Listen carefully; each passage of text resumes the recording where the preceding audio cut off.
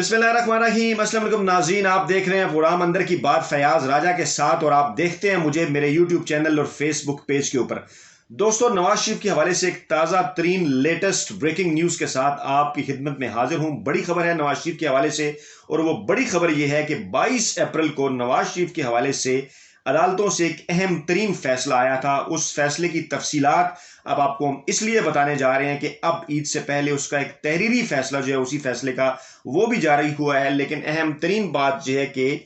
इस फैसले से ये लग रहा है कि शहबाज शरीफ जिन्हें अदालतों से रिलीफ मिल रहा है, नवाज शरीफ को उस तरह से अदालतों से रिलीफ नहीं मिल रहा, बल्कि उन्हें जो है वो एक किस्म का इस फैसले के जरिए शदीद तरीन जो है वो रगड़ा लगा है। और क्योंकि वो मफरूर मुजरिम भी हैं इस फैसले के अंदर, इस हवाले से इस फैसले की जो इम्प्लीकेशंस हैं वो बहुत दूर रस हैं। और ये भी लोगों के जहनों में सवालात पैदा हो गए हैं कि मरियम नवाज इस दौरान क्या कर रही थी और उस फैसले के आने के बाद वो अपील क्यों दायर नहीं हो सकी जो 30 दिनों के अंदर जो है वो होनी थी। इस हवाले से तफसीलात आपको हम बताने जा रहे हैं इस वीडियो के अंदर। दोस्तों, फैसला ये है 4 सफ़ात का, एहतसाब अदालत इस्लामाबाद का तहरीरी फैसला। इससे पहले जब शार्ट आर्डर आया तो उसमें यह कहा गया था कि मियां नवाज शरीफ, साबिक वज़ीर-ए-आज़म पाकिस्तान, मफरूर मुजरिम, वो इससे पहले जो है वो फौजदारी कानून के तहत 9 सितंबर 2020 को तोशा खाना रेफरेंस के अंदर उन्हें एहतसाब अदालत ने मफरूर करार दिया था। और उसके बाद फिर बाद में अक्टूबर 2020 में इस्लामाबाद हाई कोर्ट ने भी उन्हें एवनफील्ड और अल अजीजिया रेफरेंस में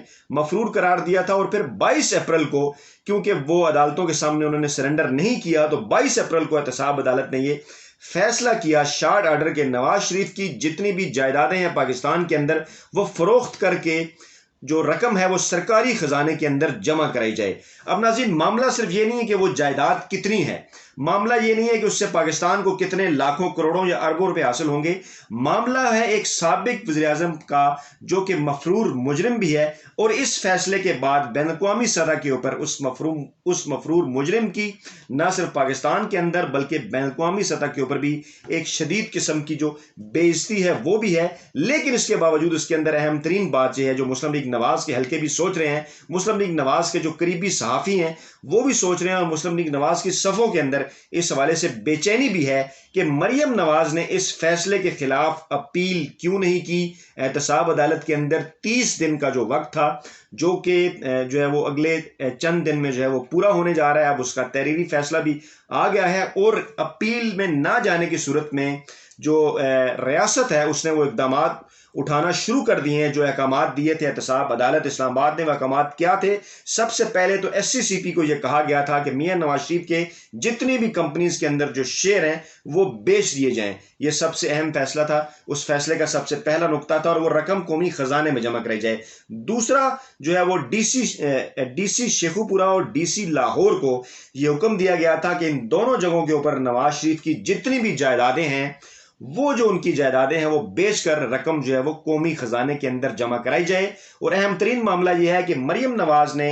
एक इनिशियल सतह के ऊपर इस केस के दौरान कुछ जायदादों को जो है वो अदालत से ये इस्तदा की थी कि ये इसके साथ जो है वो ना रखी जाए इस फैसले में, क्योंकि वो हमारी जो है वो ख़ानदानी जायदादें हैं जो कि वालदा की तरफ से उनके पास आई हैं, सब जो है वो उसके हिस्सेदार हैं, नवाज शरीफ का उनके साथ कोई ताल्लुक नहीं है। यानी वो जायदादें उन्होंने बचाने की कोशिश की। लेकिन अहम तरीन बात यह है कि वो अपील में फिर भी नहीं गई। मामला सिर्फ नवाज शरीफ की जायदादों का नहीं है बल्कि मामला उस मुल्की और आलमी सतह के ऊपर उस बेइज्जती का है। इसके साथ साथ एहतसाब अदालत ने एक्साइज एंड टेक्नीशियन को भी हुक्म दिया था, महकमे को, कि 5 गाड़ियां जो नवाज शरीफ की हैं वो भी बेचकर उनकी रकम जो है वो कौमी खजाने में जमा कराई जाए। जबकि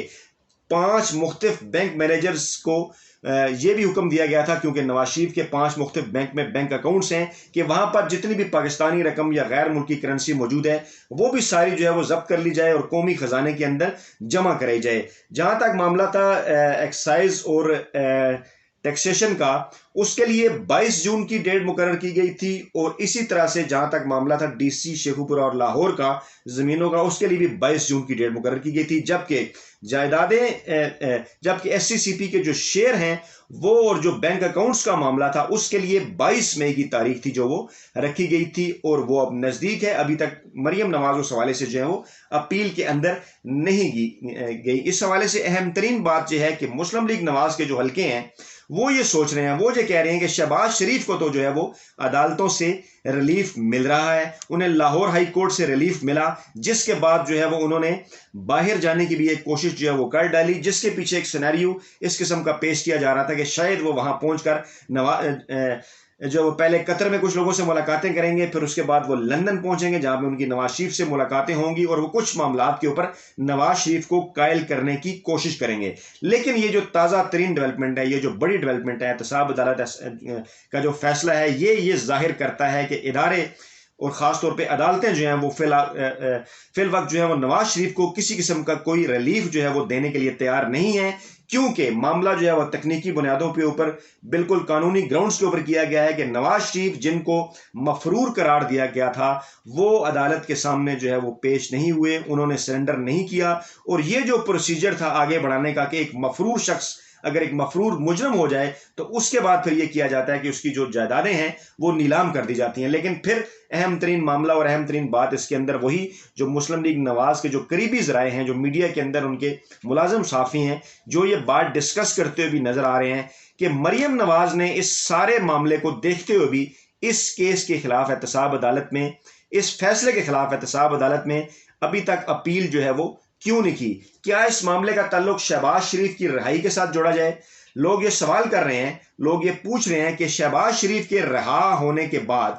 شہباز شریف بھی جو ہے وہ اپریل کے آخری ہفتے ہی میں جو ہے وہ رہا ہو کے باہر آئے، اور اسی دوران اس وقت یہ فیصلہ آ چکا تھا نواز شریف کے خلاف، تو کیا شہباز شریف نے جو ہے وہ مریم نواز کو یہ قدم اٹھانے سے روکا کہ وہ اس فیصلے کے خلاف جو ہے وہ احتساب عدالت کے اندر جائیں، یا مریم نواز کا یہ اپنا فیصلہ تھا کہ وہ اس فیصلے کے خلاف جو ہے وہ احتساب عدالت میں انہوں نے اپیل کی، یا پھر مریم نواز نے اس فیصلے کو اس قابل ہی نہ سمجھا یا اس اہم ہی نہ سمجھا کہ وہ اس فیصلے کے خلاف اپیل کریں؟ یا ایک اور خطرناک بات جس کی طرف جو ہے وہ لوگ اشارہ کر رہے ہیں وہ یہ ہے کہ مریم نواز پاکستانی سیاست، پاکستانی اداروں اور دیگر معاملات میں اس حد تک جو ہے وہ مصروف ہو گئیں کہ وہ جو ہے وہ احتساب عدالت کے خلاف، احتساب عدالت کا جو فیصلہ ہے وہ اس کے خلاف جو ہے وہ اپیل نہ کر سکیں۔ کیا ان کو کسی قسم کی یقین دہانی کرائی گئی تھی کسی کی طرف سے؟ کیا ان کے پاس کچھ معلومات موجود تھی کہ ان کو کسی قسم کا کوئی ریلیف جو ہے وہ مل جائے گا؟ کیونکہ درمیان میں اس قسم کی خبریں بھی جو ہیں وہ ہمارے سامنے آتی رہیں۔ مسلم لیگ نواز کے لوگ اس حوالے سے کچھ دعوے بھی کرتے رہے، مسلم لیگ نواز کے جو ترجمان ہیں محمد زبیر، ان کی جانب سے بھی کئی دعوے سامنے آتے رہے،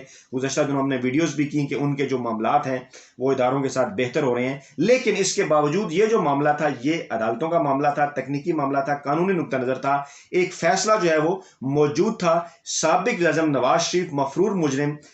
لوگ اس کو صرف اس اینگل سے مت دیکھیں کہ اس پراپرٹی کی قیمت کیا ہوگی یا پاکستان کو ان کی اس پراپرٹی بیچنے کے بعد کتنا فائدہ ہوگا۔ یہ تکنیکی طور پہ ایک انتہائی اہم فیصلہ ہے، اور اس فیصلے کے بعد اگر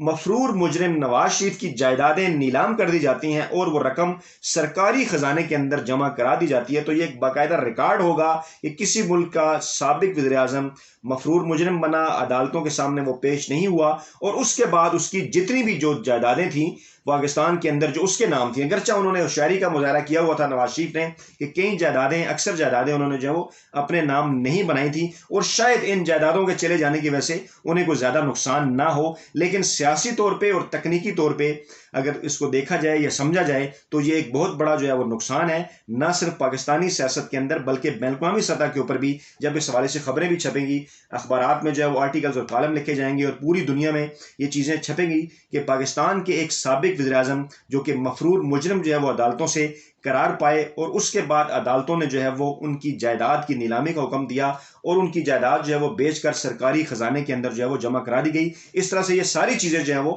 باقاعدہ طور پر ایک ریکارڈ کا حصہ بن جائیں گی۔ اب سوال یہ ہے کہ کیا اس سارے معاملے سے شہباز شریف جو ہے وہ کسی قسم کا کوئی فائدہ اٹھانے کی کوشش کر رہے ہیں؟ کیونکہ اس قسم کی خبریں، اس قسم کے تجزیے جو ہیں وہ اپنی مرضی کے جو ان کے کالم نگار ہیں یا صحافی ہیں ان کے ذریعے لگوائے اور چھپوائے جا رہے ہیں کہ شہباز شریف جو ان کو جو ہے وہ اس وقت مختلف اداروں کی جانب سے جو ہے وہ ریلیف مل رہا ہے، جبکہ نواز شریف جو ہے وہ اس وقت کسی بھی ادارے کی جانب سے یا کوئی بھی ادارہ ان کو کسی قسم کا کوئی ریلیف دینے کے موڈ میں ہرگز نظر نہیں آتا۔ تو ناظرین، یہ تھیں وہ تازہ ترین اپڈیٹس، تازہ ترین معلومات جو اس ویڈیو کے ذریعے ہم نے آپ کے سامنے رکھی۔ ویڈیو کے کمنٹ باکس میں اپنا فیڈ بیک ضرور دیجیے گا، اپنی دعاؤں میں یاد رکھیے گا۔ نئی ویڈیو کے ساتھ جلد آپ کی خدمت میں حاضر ہوں گے۔ اللہ حافظ۔